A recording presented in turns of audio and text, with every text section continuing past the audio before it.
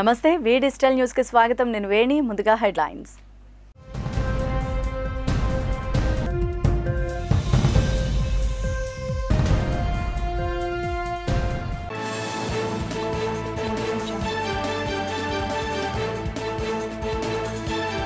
శ్రీ వరాహలక్ష్మీ నృసింహస్వామి వారికి 108 బంగారు సంపెంగలతో స్వర్ణ పుష్పార్చన స్వామివారి ఆర్జిత సేవలో పాల్గొని తరించిన భక్తులు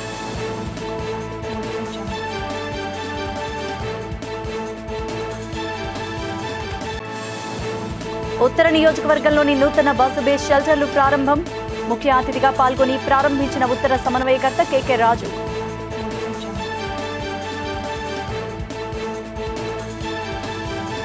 విశాఖలో భూ కుంభకోణాలకు కేర్ అడ్రస్ ఎంవివి ఎంపీపై తీవ్ర స్థాయిలో విరుచుకుపడిన జనసేన నగర అధ్యక్షులు ఎమ్మెల్సీ వంశీకృష్ణ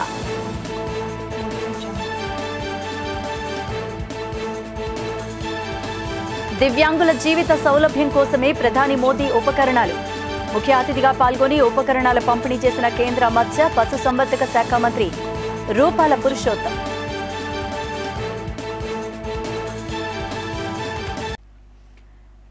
ఇక డీటెయిల్స్ చూస్తే వైదిక సిబ్బంది ఆధ్వర్యంలో శాస్త్రోక్తంగా శ్రీ స్వామివారికి 108 బంగారు సంపెంగలతో శోభాయమానంగా స్వర్ణ పుష్పార్చన జరిపించినట్లు ఈవో శ్రీనివాసమూర్తి తెలిపారు. స్వామివారికి స్వర్ణ పుష్పార్చనలో భక్తులు పెద్ద సంఖ్యలో హాజరై స్వర్ణ పుష్పార్చన అత్యంత వైభవంగా సింహాచల పుణ్యక్షేత్రంలో దేవస్థాన వేద పండితులు వేద మంత్రాలు నాదస్వర మంగళ వాయిద్యాలతో శాస్త్రోక్తంగా స్వర్ణ పుష్పార్చన వైభవంగా చేశారు. అర్చకులు వేకువజామునే స్వామివారిని సుప్రభాత సేవతో మేల్కొలిపి ప్రాతకాల పూజలు సాంప్రదాయబద్ధంగా నిర్వహించారు. శ్రీదేవి భూదేవి సమేత శ్రీ గోవిందరాజ స్వామివారిని సర్వాంగ సుందరంగా అలంకరించి ఆలయ కళ్యాణ మండపంలో వేదికపై అధిష్ఠింపచేసి వేదమంత్రాలు నాదస్వర మంగళ వాయిద్యాల నడుమ శ్రీ స్వామివారి స్వర్ణ పుష్పార్చన సేవ వైభవంగా నిర్వహించారు. ప్రత్యక్షంగా భక్తులు శ్రీ స్వామివారి ఆర్జిత సేవల్లో పాల్గొని తరించారు.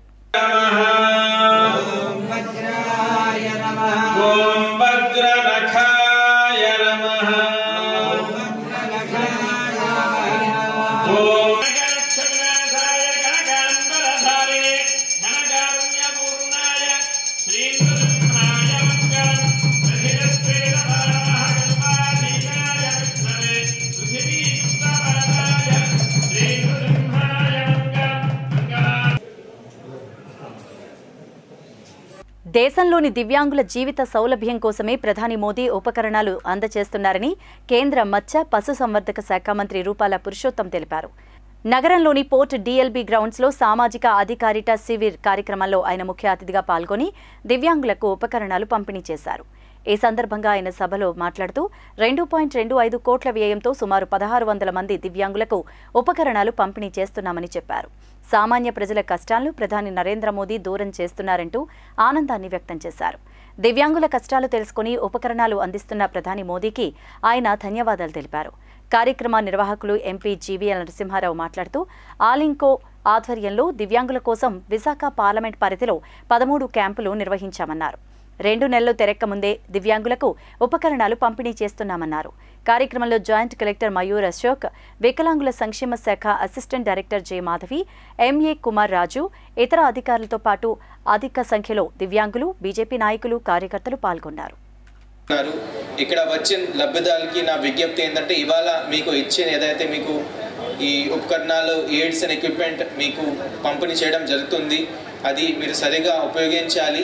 దాంట్లో ఎక్కడైనా రిపేర్ కానీ ఏదైనా ఇష్యూ ఉంటే మీరు మాకు ఎప్పుడైనా అప్రోచ్ చేసుకోవచ్చు. అది రిపేర్స్ కానీ తర్వాత దాని మీద మీకు ఖచ్చితంగా మనకి హెల్ప్ ఇస్తాము. ఈ ఉపయోగించి మీరు చేస్తే ఖచ్చితంగా ఈ ప్రోగ్రామ్ సక్సెస్ఫుల్గా అయింది అని మనం చెప్పగలుగుతాం. ప్రధానమంత్రి విశ్వకర్మ యోజన పథకం ద్వారా చేతి వృత్తులకు మేలు కలుగుతుందంటూ జిల్లా పరిశ్రమల శాఖ అధికారిని రమణి గాజువాక భాజపా కన్వీనర్ కరణం రెడ్డి నరసింగరావులు అన్నారు. సూక్ష్మ, చిన్న, మధ్య తరహా సంస్థల మంత్రిత్వ శాఖ ఆధ్వర్యంలో గాజువాక శ్రీకృష్ణ యాదవ కళ్యాణ మండపంలో విశ్వకర్మ యోజన పథకంపై అవగాహన సదస్సు ఏర్పాటు చేశారు. ఈ సందర్భంగా మాట్లాడుతూ 18 రకాల కుల వృత్తులకు తోడ్పాటు అందించాలనే ఉద్దేశ్యంతో ప్రధాని నరేంద్ర మోదీ ఈ పథకానికి రూపకల్పన చేశారన్నారు.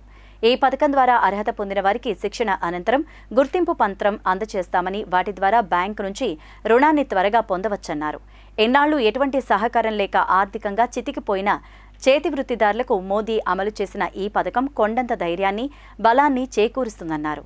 కార్యక్రమంలో MSME DFO ADA Srinivas, CSE head Jagadish, LDM Srinivas, skill officer Saikrishna, Visakha విశ్వ బ్రాహ్మణ సంఘం అధ్యక్షులు శివకోటి శ్రీనివాస్, భాజపా నాయకులు గుంటూరు శంకర్రావు, బాటా శ్రీనివాస్, బొండా ఎల్లాజీ, శర్మ, శివ, ప్రసాద్ తదితరులు పాల్గొన్నారు. ముఖ్యంగా ఆర్టిసాన్స్ అంటే చేతి పని వారు ఎవరైతే ఉన్నారో ఆ వర్గానికి ఉద్దేశింపబడిన పథకం. అంటే వారు అభివృద్ధి చెందడానికి ఏ రకంగా వాళ్ళకి ఆ సదుపాయాలు కల్పిస్తే ఆ వర్గం అంటే నా ఉద్దేశంలో చేతి పని చేసేవారు మాత్రమే. ఈ పథకానికి సంబంధించి ఏ రకమైన కుల మత లింగ వివక్ష ఏమీ లేదు. ఎవరైనా ఏ పని చేసేవారైనా ఈ పథకం కింద లబ్ధి పొందేందుకు అర్హులు. అంటే ఈ ముఖ్యంగా ఈ పథకం నుంచి మనకి 18 రకాల గ్రేడ్స్ అంటే 18 రకాల విభాగాలని ఫస్ట్ డిఫైన్ చేశారు. ఆర్థికంగా బలోపేతం కావాలంటే ఏం చేయాలని ఆలోచించి మనకి విశ్వకర్మ పుట్టినరోజు, అదేవిధంగా ప్రధానమంత్రి మోదీ గారి పుట్టినరోజు కూడా అదే రోజు, మీ అందరికీ తెలిసే ఉంటుంది. ఆ రోజు 17వ తేదీన 9వ నెల మనకి ఈ యొక్క పిఎం విశ్వకర్మ స్కీమ్ని ప్రారంభించారు. దానికి భారతదేశ వ్యాప్తంగా ఉన్న చేతివృత్తుల కళాకారులందరూ కూడా ఇప్పటికే కొన్ని లక్షలాది మంది ఆన్లైన్లో అప్లై చేసుకోవడం జరిగింది. దాని మీద అవగాహన లేక చాలా మంది మన విశాఖపట్నం జిల్లా మన గాజువా ప్రాంతంలో ఎవరు అప్లై చేసుకోవట్లేదు, అప్లికేషన్ పెట్టుకోవట్లేదు తెలియక. అందరూ కూడా ఒకటే అంటున్నారు, సిఎస్సి సెంటర్స్ దగ్గర మీ సేవల దగ్గర కుట్టు మిషన్లు ఫ్రీగా ఇస్తున్నారట బీజేపీ వాళ్ళు. మాకు ఫోన్లు వస్తున్నాయి, మీ పార్టీ వాళ్ళు మీ మోదీ గారు కుట్టు మిషన్లు ఇస్తున్నారట, మాకు ఎప్పుడు ఇస్తారని. అమ్మ, కుట్టు మిషన్లు దర్జీలకి ఎవరైతే ఆ వృత్తి మీద ఆధారపడి ఉంటారో వాళ్ళకి కుట్టు మిషన్లు, ఒక కుట్టు మిషన్లే కాదు, బొమ్మలు తయారు చేసుకున్నారు కానివ్వండి, కమ్మర్ కానివ్వండి, కుమ్మర్ కానివ్వండి, ఇలా 18 రకాల చేతులు అందరికీ ఇవ్వడం జరుగుతుంది. మీకు ట్రైనింగ్ ఇస్తారు, రోజుకి 500 రూపాయలు స్టైఫండ్ ఇవ్వడం జరుగుతుంది. అదేవిధంగా మీకు ఎవరికి ₹1 కూడా చెల్లించిన అవసరం లేదు. ఏదైతే కొన్ని సెంటర్స్లో ₹100 ఫీజు తీసుకుంటున్నారని తెలిసింది. విశాఖ ఉత్తర నియోజకవర్గం 14, 44, 45 వార్డుల పరిధిలో Akkayyapalem junction, port hospital junction వద్ద ₹1,07,06,000 వ్యయంతో నూతనంగా నిర్మించిన 4 బస్ షెల్టర్లు ప్రారంభోత్సవ కార్యక్రమం floor leader Banala Srinivasarao, deputy floor leader Kampa Hanook, 14వ ward corporator K Anil Kumar Raju ఆధ్వర్యంలో జరిగింది. ఈ కార్యక్రమంలో ముఖ్య అతిథిగా విశాఖ ఉత్తర నియోజకవర్గ సమన్వయకర్త, రాష్ట్ర నిట్ క్యాప్ చైర్మన్ కె రాజు పాల్గొని కొబ్బరికాయ కొట్టి రిబ్బన్ కట్ చేసి ప్రారంభించారు. ఈ కార్యక్రమంలో ఏఈ రమణమ్మ, ఉమామహేశ్వరరావు, సీనియర్ నాయకులు కిరణ్ రాజు, హరి పట్నాయక్, హబీబ్ కార్యకర్తలు పాల్గొన్నారు. అందరికీ నమస్కారం. గౌరవ ముఖ్యమంత్రి వైఎస్ జగన్మోహన్ రెడ్డి గారు విశాఖపట్నాన్ని ఒక అంతర్జాతీయ నగరంగా తీర్చిదిద్దాలి, ఆధునిక వసతులతో మౌలిక వసతులకు సంబంధించి కానీ, ఇన్ఫ్రాస్ట్రక్చర్ సంబంధించి కానీ, ఒక పర్యాటక రంగంలో భారతదేశంలో విశాఖపట్నాన్ని శిఖరాగ్రాన్ని నిలపాలని, ఈ నగర అభివృద్ధి కోసం వైఎస్ఆర్ కాంగ్రెస్ పార్టీ ప్రభుత్వంలో అధికారంలోకి వచ్చిన తర్వాత వేలాది కోట్ల రూపాయల నిధులతో విశాఖపట్నాన్ని రోడ్స్ కావచ్చు, పార్క్స్ కావచ్చు, హాస్పిటల్స్ కావచ్చు, బస్ షెల్టర్స్ కావచ్చు, నీటి వసతి సంబంధించి కావచ్చు, పర్యాటక ప్రాజెక్టులకు సంబంధించి కావచ్చు, వేలాది కోట్ల రూపాయలతో ఈరోజు విశాఖపట్నం నగరాన్ని అభివృద్ధి చేస్తున్నారు. అంతేకాకుండా ఈ ప్రాంతానికి ఈ నగర అభివృద్ధి ద్వారా ఈ నగరంలో మౌలిక వసతుల కల్పన విషయంలో కానీ, బ్యూటిఫికేషన్ విషయంలో కానీ పెట్టుబడులను కూడా పెద్ద ఎత్తున విశాఖపట్నం ఉత్తరాంధ్ర ప్రాంతానికి ఆకర్షించే విధంగా ఎవరైతే పెట్టుబడిదారులు వస్తారో జాతీయ అంతర్జాతీయ స్థాయిలో, అదేవిధంగా చుట్టుపక్కల ఒరిస్సా, ఛత్తీస్గఢ్, బెంగాల్ నుంచి, తెలంగాణ నుంచి, తమిళనాడు నుంచి, ఈ మధ్యప్రదేశ్ నుంచి వచ్చే టూరిస్టులకు కూడా అనుకూలంగా ఉండే విధంగా, ఆహ్లాదకరంగా ఉండే విధంగా ఇప్పటికే వైఎస్ఆర్ కాంగ్రెస్ పార్టీ ప్రభుత్వ ఆధ్వర్యంలో అనేక కార్యక్రమాలు చేపట్టడం జరిగింది. అందులో భాగంగా బీచ్ రోడ్డుకి ఈరోజు మనం చూస్తే కోస్టల్ బ్యాటరీ దగ్గర నుంచి భోగాపురం వరకు కూడా బీచ్ రోడ్లో కొత్తగా ఒక 7 బీచ్లు ఏర్పాటు చేసి ఆ బీచ్ల ప్రజలకు అందుబాటులోకి, పర్యాటకులకు అందుబాటులోకి తీసుకురావడంతో పాటు ఇప్పుడు కైలాసగిరి, ముడసర్లావా ఇలాంటి టూరిస్ట్ స్పాట్లతో పాటు అరకు, బొర్రా కేవ్స్, తాటిపోటు రిజర్వాయరు ఇలాంటి రిజర్వాయర్స్ దగ్గర కూడా కొన్ని పాయింట్స్ పెట్టి అక్కడ స్థలాన్ని కూడా ఇన్వెస్టర్స్కి, పర్యాటక ప్రాజెక్టులు ఎవరైతే వస్తారో వాళ్ళు కేటాయించడంతో పాటు ఈరోజు భోగాపురం ఎయిర్పోర్ట్ దగ్గర కూడా ఓబెరాయ్ లాంటి దిగ్గజ సంస్థలు పెద్ద పెద్ద రిసార్ట్స్, 7 స్టార్ రిసార్ట్స్ నిర్మాణాన్ని కూడా స్థలాలు తీసుకుని ఎంఓఎల్ చేసుకోవడం జరిగింది. అదేవిధంగా నగరానికి వచ్చే వారందరూ కూడా సౌకర్యవంతంగా ఉండాలని రోడ్స్ బ్యూటిఫికేషన్లో భాగంగా ఈరోజు బస్ షెల్టర్స్ని చాలా అద్భుతంగా బస్ షెల్టర్స్ని ఆహ్లాదకరంగా ఉండే విధంగా బస్ షెల్టర్స్ని ఏర్పాటు చేయడంతో పాటు ప్రయాణికులకి విశాఖపట్నం నగరంలో సిటీ బస్సుల్లో ప్రయాణం చేసే ప్రయాణికులందరికీ కూడా సౌకర్యవంతంగా ఉండే విధంగా, అదేవిధంగా వీళ్ళు కన్వీనియంట్గా ఉండే విధంగా బస్ షెల్టర్ ఆధునీకరించడంతో పాటు టాయిలెట్స్ను కూడా ఏర్పాటు చేయడం జరిగింది. హైదరాబాద్ను కొంతకాలం పాటు ఏపీకి రాజధానిగా ఉంచాలని ఉత్తరాంధ్ర వైసీపీ రీజనల్ కోఆర్డినేటర్ సుబ్బారెడ్డి చేసిన వ్యాఖ్యలపై ఎంపీ జీవీఎల్ స్పందించారు. 4వ రాజధానిని తెరపైకి తీసుకురావడం ప్రజల దృష్టిని మళ్లించేందుకేనంటూ చెప్పారు. రాజధాని ఏపీలోనే ఉండాలన్నారు. ఏపీ రాజధానిగా అమరావతిని నిర్ణయించడం జరిగిందన్నారు. దాన్ని అభివృద్ధి చేయాలన్నారు. కల్లబొల్లి మాటలు చెప్పి ప్రజలను తప్పుదోవ పట్టిస్తున్నారంటూ వైసీపీ నాయకులపై విరుచుకుపడ్డారు. ఇక్కడ రాష్ట్ర ఉమ్మడి రాజధాని హైదరాబాద్గా 10 సంవత్సరాలు ఇచ్చినప్పుడు దాన్ని వాడుకోలేదు. ఇప్పుడు దాన్ని రాజకీయంగా వాడుకోవటానికి ఒక కొత్త రాజకీయ మరి ఆలోచనో మరి అనాలోచితంగా చెప్పిన వ్యాఖ్య దీన్ని వైసీపీ వారే చెప్పాలి. ఒక రాజధానినే నిర్మించడం చేతకాలేదు, 3 రాజధానులు అని చెప్పి తెరదీసి ప్రజల్ని సంక్షోభంలోకి నెట్టి అసలు రాజధాని అమరావతిని పూర్తి చేయకుండా ప్రజల్ని ఒక రకంగా ఇబ్బంది పెట్టినటువంటి ప్రభుత్వం మళ్ళీ ఇప్పుడు 4వ పేరు తీయటం అన్నది ఇది కేవలం మరి ప్రజల దృష్టి మరల్చాలి అనేటువంటి ఒక ఆలోచనలా కనిపిస్తోంది. ఆత్మనిర్భర ఆంధ్రప్రదేశ్ కావాలి, ఆంధ్రప్రదేశ్ రాజధాని ఆంధ్రప్రదేశ్లోనే ఉండాలి. అటువంటి రాజధానిని ఒకటి ఏర్పాటు చేయటం జరిగింది అమరావతిగా. సో దాన్ని అభివృద్ధి చేయాలి తప్పితే మళ్ళీ ఇంకో 4వ పేరు బయటికి తీసి ప్రజల్ని సంక్షోభంలోకి నెట్టడం ఖచ్చితంగా ఒక రాజకీయ క్రీడలాగా కనిపిస్తుంది తప్పితే అదేదో పెద్దగా ఆలోచన చేసి మరి వారు ఆలోచన పరంగా చెప్పిన అంశంలా అనిపించడం లేదు. విశాఖ శ్రీ శారదాపీఠం వార్షికోత్సవాలు సాంప్రదాయబద్ధంగా ప్రారంభమయ్యాయి. గణపతి పూజతో ఉత్సవాలకు శ్రీకారం చుట్టారు. 5 రోజుల పాటు నిర్వహించే మహారుద్ర సహిత రాజశ్యామల యాగానికి అంకురార్పణ చేశారు. ఈ సందర్భంగా పీఠాధిపతులు స్వరూపానందేంద్ర స్వామి మాట్లాడారు. లోక కళ్యాణం కోసం వార్షికోత్సవాల వేదికపై విశేష పూజలు, హోమాలు, పారాయణ కార్యక్రమాలు చేపట్టామన్నారు. వైదికపరమైన తంత్ర విధానంలో రాజశ్యామల అమ్మవారి అర్చనా విధులు కేవలం విశాఖ శారదాపీఠంలోనే జరుగుతాయన్నారు.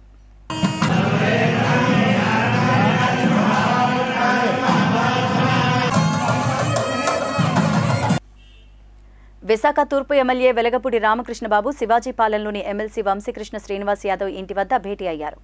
ఈ సందర్భంగా వంశీకృష్ణ మాట్లాడారు. వెలగపూడి తన వద్దకు రావడం సంతోషంగా ఉందన్నారు. జనసేన, టీడీపీ కూటమి ఏపీలో ప్రభుత్వాన్ని ఏర్పాటు చేయబోతోందన్నారు. ఎంపీ ఎంవివి సత్యనారాయణ ఆర్థిక నేరస్తుడని, విశాఖలో అనేక భూ కుంభకోణాలకు పాల్పడ్డారని ఆరోపించారు.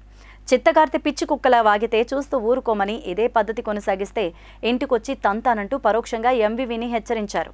సీఎం కూడా ఎంవివిని కాపాడలేరంటూ ఆగ్రహాన్ని వెలిబుచ్చారు. విశాఖ తూర్పులో ఎంవివిని ఓడించేందుకు తానెంత దూరమైనా వెళతానంటూ వంశీ హెచ్చరించారు.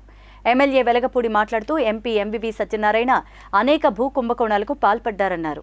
ఎంవివి కుంభకోణాలకు సంబంధించి తమ వద్ద ఆధారాలు ఉన్నాయని, అవన్నీ త్వరలోనే బయటపెడతామంటూ స్పష్టం చేశారు. గారికి చెప్తా ఉన్నా, ఆ సైట్ గారు ఓనర్ చాలా మంచి వ్యక్తిని సార్, మిమ్మల్ని ముంచుతాడు. విశాఖపట్నంలో ఎంతమందిని ముంచాడో మళ్ళీ మిమ్మల్ని ముంచుతాడు, రెడీగా ఉన్నాడు. మీ పేరు చెప్పి, మీ సైట్ పేరు చెప్పి కోట్లు అడ్వాన్స్ తీసుకుంటా ఉన్నాడు. మీరు జాగ్రత్త పడకపోతే ఆ సైట్ మీకు తెలియకుండా అమ్మేస్తాడు. కొంచెం జాగ్రత్త పడండి దినకర్ గారు. అలాగే ఇవాళ చెప్తా ఉన్నాం, పిఎంపాల్ స్టేషన్కి ఎదురుగా ఉన్న సైట్ కావచ్చు, లేకపోతే ఎన్నో సైట్లు ఇంకా ఉన్నాయి ఎండాడ, ఇవన్నీ కూడా లిస్ట్ వస్తాయి. హైగ్రేవ్ కూడా చెప్తాను, చాలామంది డబ్బులు ఇస్తున్నారు. గవర్నమెంట్ మారిననే హైగ్రేవ్ కూడా మారుతూ ఉంది. దయచేసి అక్కడ పెట్టుబడులు పెట్టే కూడా జాగ్రత్తగా ఉండాలని నేను హెచ్చరిస్తూ ఉన్నా. ఇందాక మా వాడు అక్కడ చెప్తా ఉన్నారు, ఏదో నాకు బాధ్యతలు ఉండని. అరే ఎంఈవిని అడుగుతూ ఉన్నాను రా, ఇంతవరకు నేను మంచి మాటలతో మాట్లాడుతున్నా. నీకు దమ్ముంటే రారా బయటికి, నీవు మగవాడు అయితే రమ్మని చెప్తా, ఛాలెంజ్ చేస్తున్నా నీకు.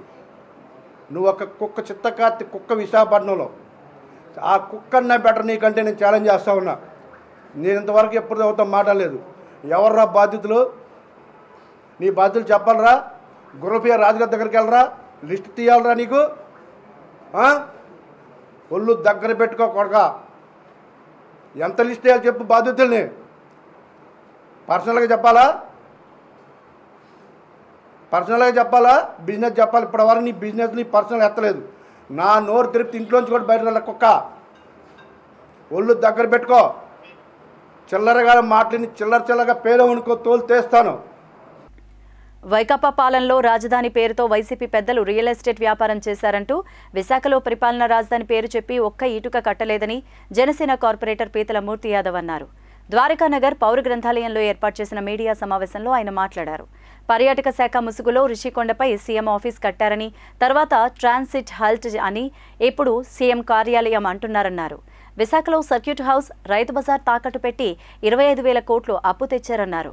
హైదరాబాద్ రాజధానిగా ఉండాలని కేంద్రం మీద ఒత్తిడి తెస్తారట అంటూ ఎద్దేవా చేశారు.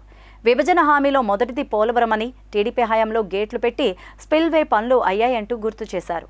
కార్యక్రమంలో జనసేన చోడవరం ఇన్ఛార్జ్ పివిఎస్ఎన్ రాజు, నాగలక్ష్మి, రూపాదేవి తదితరులు పాల్గొన్నారు. బొత్స రాష్ట్ర విభజన విషయంలో కేంద్రం దగ్గరికి వెళ్ళి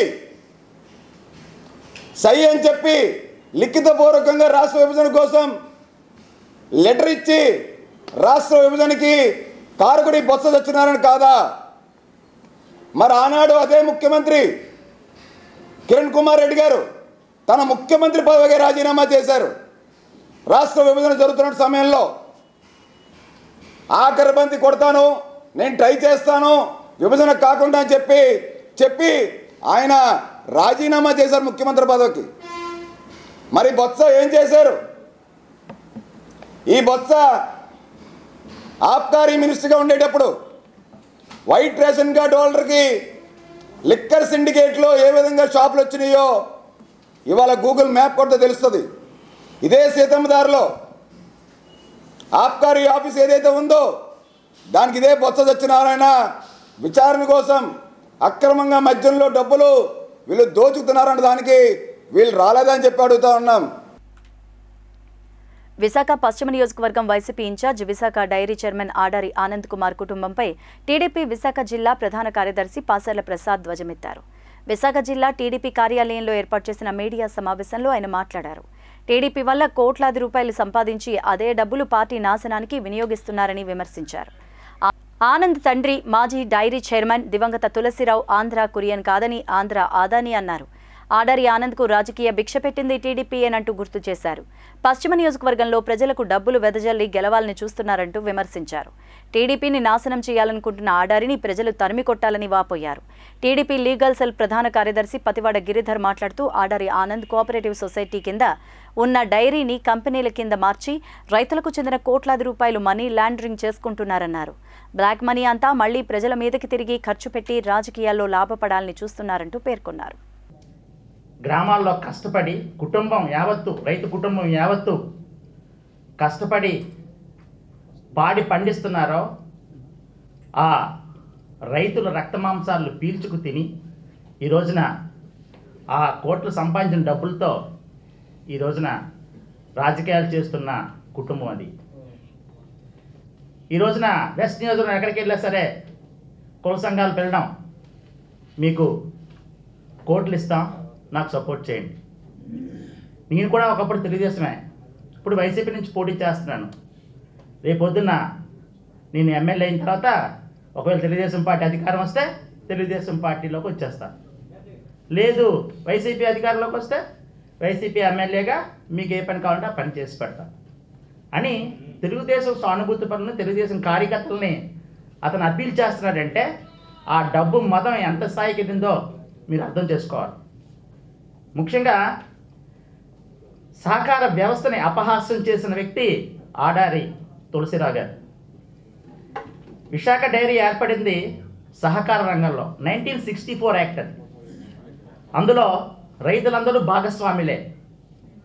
అలాంటి వ్యవస్థని 1995లో ఒక మ్యాక్స్ యాక్ట్ అని ఒక యాక్ట్ వచ్చింది. అది ఎన్టీ రామారావు గారి టైంలోనే వచ్చింది. అది కూడా లక్ష్మీ పార్వతి గారి పట్టు చీర 10,000 రూపాయలకి వచ్చిందని మీరు నమ్మాలి ఖచ్చితంగా ఆ రోజున. ఎందుకంటే ఆ టైంలో ఓ పట్టు చీర 10,000 ఇస్తే దేని మీదైనా సంతకం పెట్టి ఇచ్చేసేది ఆమె. అందులో భాగంగానే మరి స్వర్గీయ అప్పలనరసింహ గారికి కూడా ఒక కార్యకర్తను తీసుకుని వెళ్ళి ఇతనికి నామినేటెడ్ పోస్ట్ ఇవ్వండి అంటే అప్పలనరసింహ గారు అప్పటికే ఎంపీగా, ఎమ్మెల్యేగా, మరి మేయర్గా కూడా పోటీ చేసిన వ్యక్తికి ఖాదీ బోర్డ్ డైరెక్టర్ ఇచ్చారు పదవి. లక్ష్మీపార్వతి గారు ఖాదీ బోర్డ్ డైరెక్టర్. అనే పదం నుంచి అపహాస్యం చేశారు ఆ రోజున. అలాంటి లక్ష్మీపార్తి గారు కొంతమంది వెళ్తే ఈ మ్యాక్స్ యాక్ట్ ఏదైతే ఉందో mutual aided cooperative societies act, అది ఆ యాక్ట్ 95లో రావడానికి ముఖ్య కారకురాలు లక్ష్మీపార్తి గారు. ఆ యాక్ట్ వల్ల సహకార వ్యవస్థే నాశనం అయిపోయింది, ఆ సమాఖ్య స్ఫూర్తి పోయింది. గ్రామాల్లో 2 లోకల్ బాడీస్ ఉండేవి, ఓ పక్క పంచాయతీలు, మండలాలు, జిల్లా పరిషత్తులు ఎలా ఉండేవో ఇంకో పక్క సహకార వ్యవస్థ కూడా అట్లా ఉండేది. పిఎస్సిఎస్లు, డిసిసిబి ఇట్లా 2 ప్యారలలు నడిచేవి. అది ప్రభుత్వం ద్వారా ప్రజలకి అభివృద్ధి పనులు చేయడానికి సర్పంచులు, మండలాలు ఉపయోగపడితే ఈ కోఆపరేటివ్ వ్యవస్థ ఆ రైతులు క్షేమం కోసం వాళ్ళకి లోన్స్ ఇచ్చి వాళ్ళు వ్యవసాయం చేసే విధంగా, వాళ్ళు పాడి పండించే విధంగా ఉపయోగపడేవి పిఎస్సిఎస్ అవిని. ఈరోజు పిఎస్సిఎస్లు ఏమయ్యండి? నామినేటెడ్ పోస్టులు పరిమితం అయిపోయాయి. డిసిసిబి ఏమైంది? నామినేటెడ్ పోస్టులు పరిమితం అయిపోయింది. అంతగా దిగజారిపోవడానికి కారణం ఆ మ్యాక్స్ యాక్ట్, ఏదైతే mutual aided cooperative society act 1995. ఆ యాక్ట్ రానంత వరకు తులసిరావు గారిని మేము కూడా ఒప్పుకుంటాం ఆంధ్ర కురియన్ అని. కానీ ఎందుకంటే ఒక విప్లవం తీసుకొచ్చాడు అతను, ఓ డైరీని అంత అభివృద్ధి చేయడానికి కారకుడయ్యాడు, కాదనలేదు. కానీ అతను కూడా ఒక వ్యాపారస్తుల్లా మారిపోయి మ్యాక్స్ యాక్ట్లో కన్వర్ట్ చేసేసాడు. ఈ నెల 16న జరిగే దేశవ్యాప్త సమ్మెను జయప్రదం చేయాలంటూ ఏఐటీయూసీ రాష్ట్ర కార్యదర్శి పడాల రమణ పిలుపునిచ్చారు. ఇసుక తోటలో గల ఏఐటీయూసీ కార్యాలయంలో కార్యకర్తల సమావేశం జరిగింది. ఈ సందర్భంగా ఆయన మాట్లాడుతూ కేంద్రంలోని బీజేపీ ప్రభుత్వం అవలంబిస్తున్న కార్మిక, కర్షక, ప్రజా వ్యతిరేక విధానాలకు నిరసనగా ఈ సమ్మె జరుగుతుందన్నారు. కాబట్టి కార్మిక, కర్షక, రైతులంతా ఈ సమ్మెలో పాల్గొని విజయవంతం చేయాలంటూ కోరారు. ముఖ్యంగా నరేంద్ర మోడీ ప్రభుత్వ అధికారంలోకి వచ్చిన తర్వాత ఇది 9వ సమ్మె. దేశవ్యాప్తంగా ప్రభుత్వం అనుసరిస్తున్నటువంటి కార్మిక వ్యతిరేకంగా ఏదైతే కార్మిక వర్గం దశాబ్దాల క్రితం పోరాడి సాధించుకున్నటువంటి 44 కార్మిక చట్టాలు ఉన్నాయో, ఈ చట్టాలన్నింటినీ కూడా ఇవాళ ప్రభుత్వం 4 కోళ్లుగా మార్చేయడం జరిగింది. ఇది అత్యంత దుర్మార్గమైనటువంటిది. కార్మిక చట్టాలనేవి నరేంద్ర మోడీ పుట్టకముందే దేశవ్యాప్తంగా స్వతంత్ర సంగ్రామం సందర్భంలోనే అనేక కార్మిక చట్టాలని సాధించుకోవడం జరిగింది. ఈరోజు 4 కోళ్లు తీసుకురావడం ద్వారా కార్మికులు యూనియన్లు పెట్టుకునే హక్కు కానీ, కార్మికులు సమ్మె చేసే హక్కు కానీ, కార్మికులు ఈఎస్ఎఫ్, పిఎఫ్ కానీ, కార్మికులు పనిభద్రత కానీ ఉండలేనటువంటి వాళ్ళ కార్మిక వర్గం అర్థం చేసుకోవాలి. అదే సందర్భంలో ఇవాళ దేశవ్యాప్తంగా ఉన్నటువంటి ప్రభుత్వ రంగ సంస్థలన్నింటినీ కూడా ఒకటి తెగనమ్ముతూ ఉన్నారు. దేశానికి అభివృద్ధి జరగాలంటే ప్రభుత్వ రంగ సంస్థలను పట్టుకోమని చెప్పి వాళ్ళు భావించి ప్రభుత్వ రంగ సంస్థలు నెలకొల్పితే ఇవాళ నరేంద్ర మోడీ ప్రభుత్వం అన్నీ కూడా ప్రైవేటీకరణ చేస్తాం, లాభ నష్టాలతో సంబంధం లేకుండా ప్రభుత్వ రంగ సంస్థలు అమ్మేస్తామని చెప్పేటువంటి పద్ధతులు వచ్చారు. అందులో భాగంగానే ఇవాళ రైల్వే ప్రైవేటీకరణ చేస్తా ఉన్నారు. ఇవాళ ఇండియన్ రైల్వే తీసి ఆదాని రైల్వే అయింది. ఇవాళ పోర్టులు కూడా భారతదేశంలో ఉన్న పోర్టులు అత్యంత వ్యాపారంలో కీలక పాత్ర పోర్టులు ప్రైవేటీకరణ చేశారు. ఇవాళ పోర్టులు కూడా ఆదాని పోర్టు అని చెప్పి మనకు గంగవరం పోర్టు పేరు పెట్టారు. ఇవాళ దేశంలో ఏ డిఫెన్స్ రంగంలో కూడా ఈ దేశాన్ని వెన్నుముకలా ఉండి కాపాడాల్సినటువంటి డిఫెన్స్ రంగాన్ని కూడా ఇవాళ ప్రైవేట్ వ్యక్తులు చేతుల్లో పెడతా ఉన్నారు. ఎయిర్ ఫోర్స్ ని ఇవాళ ప్రైవేటీకరణ చేస్తా ఉంటారు. ఇవాళ ప్రభుత్వ రంగ సంస్థలన్నీ ఒకటి అమ్మేసి ఈ దేశ ఆర్థిక వ్యవస్థను దెబ్బతీయడం కోసం ఇవాళ నరేంద్ర మోడీ ప్రభుత్వం పూనుకుంటున్న సందర్భంలో ఇవాళ కార్మిక వర్గం, ఉద్యోగులు అందరూ కూడా ఇవాళ కార్మిక హక్కుల పరిరక్షణ కోసం, చట్టాల కోసం, ప్రైవేటీకరణ వ్యతిరేకంగా ప్రభుత్వ రంగ సంస్థలు కాపాడాలనే ఉద్దేశంతో ఇవాళ దేశవ్యాప్తంగా సమ్మె జరుగుతూ ఉంది. చోరీ కేసులో 9 మందిని అరెస్టు చేసి రిమాండ్కు తరలించారు మల్కాపురం పోలీసులు. ఈ కేసుకు సంబంధించి వివరాలను డీసీపీ సత్యబాబు స్టేషన్లో ఏర్పాటు చేసిన మీడియా సమావేశంలో వెల్లడించారు. హెచ్పీసీఎల్ విఆర్సీ యాడ్లో జనవరి 29న భారీ చోరీ జరిగింది. ఎక్స్చేంజర్ ట్యూబ్ స్క్రాప్ను దొంగిలించిన కేసులో 9 మందిని గుర్తించి అరెస్టు చేశారు.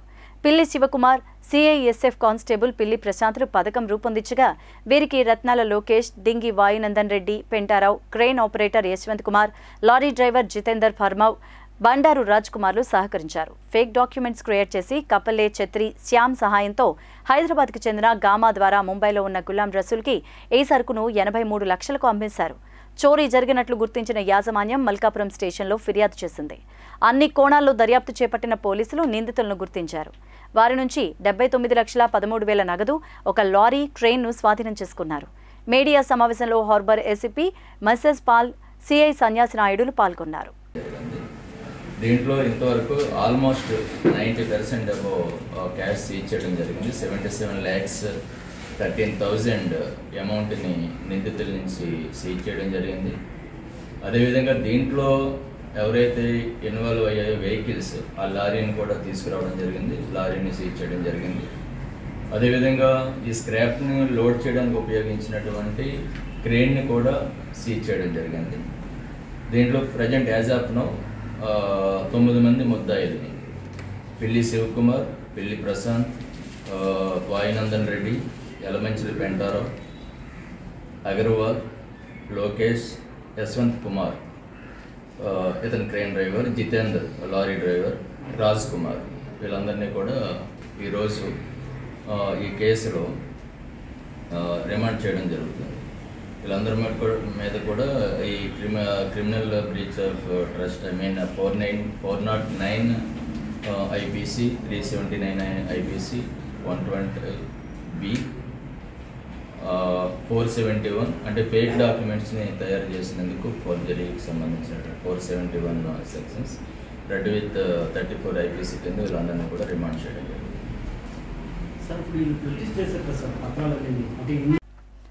బులెటిన్ ముగించే ముందు హెడ్లైన్స్ మరోసారి.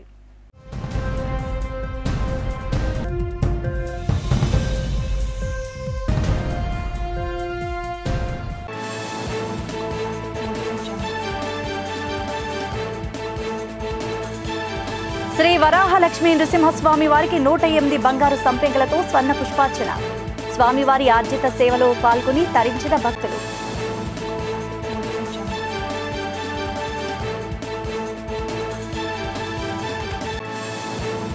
ఉత్తర నియోజకవర్గంలోని నూతన బస్సు బేస్ షెల్టర్లు ప్రారంభం. ముఖ్య అతిథిగా పాల్గొని ప్రారంభించిన ఉత్తర సమన్వయకర్త కెకే రాజు.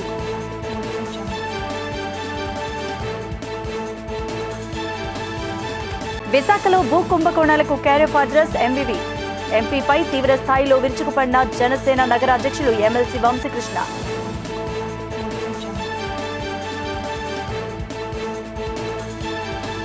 దివ్యాంగుల జీవిత సౌలభ్యం కోసమే ప్రధాని మోదీ ఉపకరణాలు. ముఖ్య అతిథిగా పాల్గొని ఉపకరణాల పంపిణీ చేసిన కేంద్ర మత్స్య పశుసంవర్ధక శాఖ మంత్రి రూపాల పురుషోత్తం.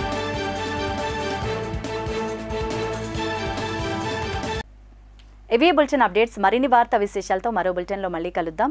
అంతవరకు సెలవు. నమస్తే.